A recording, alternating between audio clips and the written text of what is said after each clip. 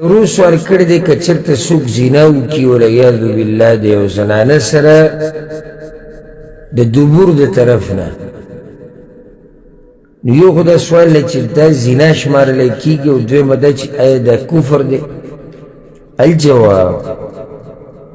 هغه زنانه چې هغه پردی وي د هغې سره زنا کول دا خو معروف دی چې په دې باندې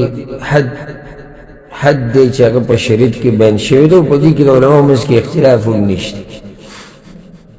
چې یو سړی راولګي د پردۍ زنانه سره میلاو شي په هغه طریقې سره چې هغه معروفه ده، نو دا خو حرام ناروا زنا شمارلی کېږي او چې شبهه پکې نه یو شروط پوره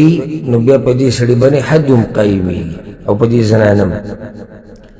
هر چې د دبور د طرف نه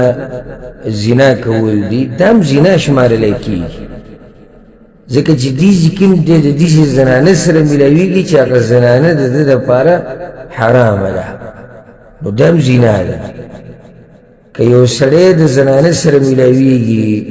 د دبور د طرف نه او که د مخې نه چې دا زنانه په ده باندې حرامه وي دا زنا شمارلی کېږي.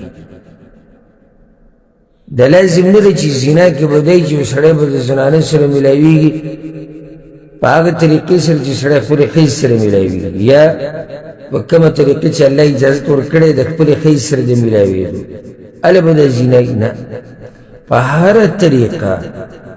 چې یو سړی د پردۍ زنانه سره میلاو شي که هغه دی په هره طریقه د هغې سره یعنی شهوت پوره کوي که د مخې طرف نه که د شا نه دا به زنا شمارلی کېږي او چې کله به کې شبهه نه یو شروط پوره وي نو بیا به حد هم قایمېږي په زنانه باندې او په نارینه باندې. دغه شان دا سوال چې آیا د